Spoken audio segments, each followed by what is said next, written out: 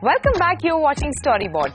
Rio Olympics have begun this weekend and brands are as excited as athletes about this sporting mega event. And why not? Olympics takes place only once in 4 years. In India, we have seen a few brand associations with the Indian Olympic contingent, and the most prominent one has been that of Amul. Storyboard editor Anant Rangaswamy speaks to Dhruv Jha, General Manager Content and Experiences, IPG Media Brands, about inking the deal between Amul and Indian Olympic contingent for the second time. Jha also speaks about sports beyond Olympics and what value does a brand like Amul derive out of such associations. Let's hear the full conversation.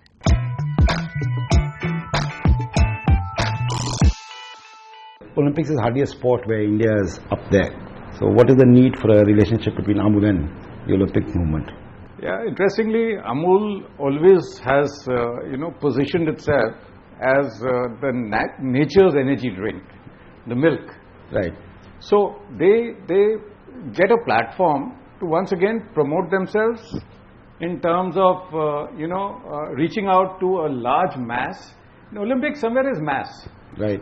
But in India, is it mass in the sense? It is getting to be mass, and somewhere, you see, Olympics, everybody knows there's an Olympics. Right. And they can relate to it in some manner. And being a mass brand, it helps them to talk on that same platforms. So every time there's an opportunity, it's not only London Olympics that they did, the Commonwealth Games they did, and they've kind of become, natural partners to it, saying, I'm nature's energizer, and here is something that we give you, and everybody consume it more and more. It will give you the power, the stamina, the energy to move on. Now tell me, this is lots of, shall we say, the number 2 sports Amul ties up with. They're not there in Wimbledon, they're not there in the, say, US Open golf or something, but all of these. Why do you choose these, and how does it work for Amul and for Lodestar? Yeah, somewhere it's been, Amul has never been a big spender. Right. I mean, even in their strategy on what they will be doing with Olympics now, it won't be big spending, but yet reaching out to the masses. So wherever there's been a possibility to connect without giving very large bucks and yet see the potential of reaching a mass. Now, we did it with ISL. Right. So they are there. They are the fitness partner, and they've come on right from the inaugural edition. And we will hopefully stay on. I mean, we already tied in for 3 years. Similarly, wherever they got an opportunity of getting in the World Cup, once we had entered with a foreign team. In fact, we were not spending big bucks. Netherlands. Right. You're right. So we had entered, and there was hardly any money. But we could be there on this thing, and for whatever it was worth. Big ticket, they've not been spending, but where there's mass appeal, they've been spending. I would say there is spend on the Premier League. On the Premier League, they have invested. So there's spend, but there's cautious spending, but reaching out to the masses, and even their own assets they used to reach out with. Right. Now tell me, how do you measure ROI in cases like this? I mean, I would say it's almost impossible. Let's hear your answer. It is impossible. Right. I think it's a lot of equity that they get. Right. And it's a lot of equity at the right place. Every morning, the milk pack that comes home, and this morning, I knew I was going to be meeting you. So I said, I better check it whether it's on the pack or not. Yes, it's on the pack. Right. The official sponsor of the Indian Olympics team. It's there on the pack with the Olympics logo. And it is on millions of packs every day, mind you.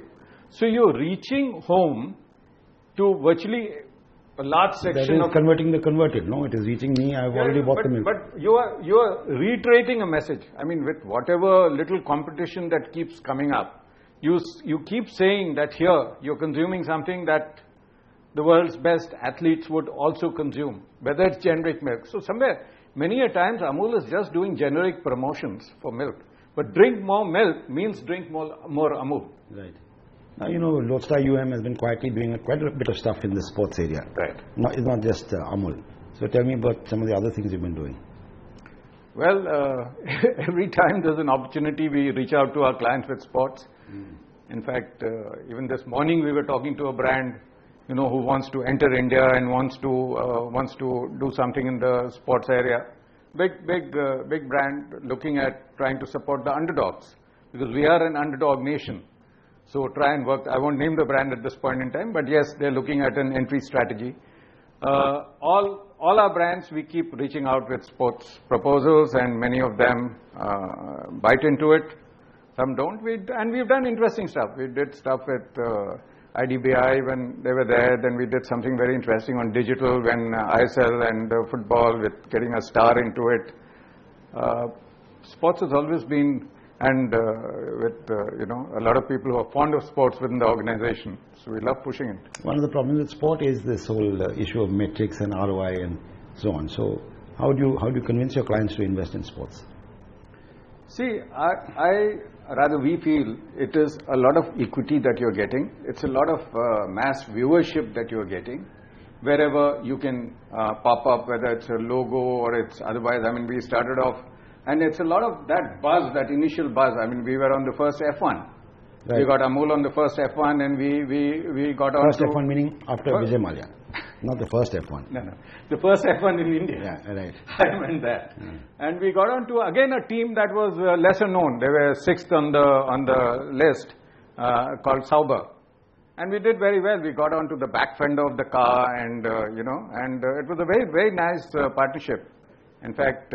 And we also got into their pantry, we got into a lot of those things. So right away we seek opportunities of how else we can talk about it, whether it is at MasterChef or we are talking in the sports arena.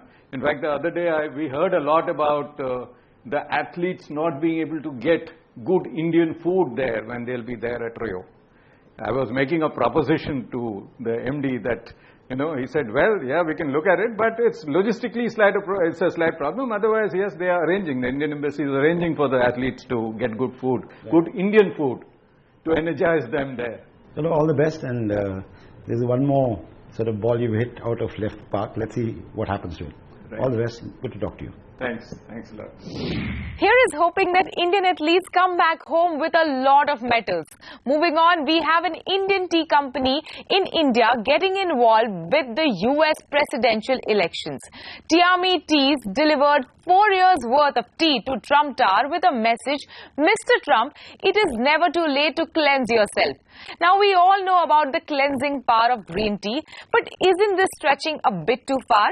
Well, Sumit Shah, managing director of Tiami Teas, has his own take on this one. On today's notice board, we are featuring this campaign. Let's see what the fuss is all about.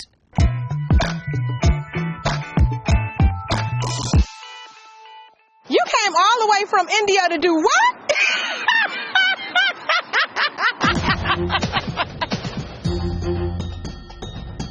Donald Trump has got the whole world worried. Mexicans, Muslims, Jews, blacks, women, immigrants, gays, Democrats, hell, even Republicans. We can't stop him, but maybe we can change him.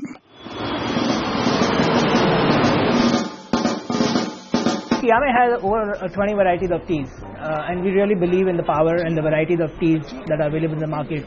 Unfortunately, in India, we see that a lot of people see tea as a very unidimensional element. They don't think what tea could do for you. Our objective solely was to make India and the world aware of the powers of teas. To send to Trump, we used Tiami green tea, which has the benefits of purification and cleansing.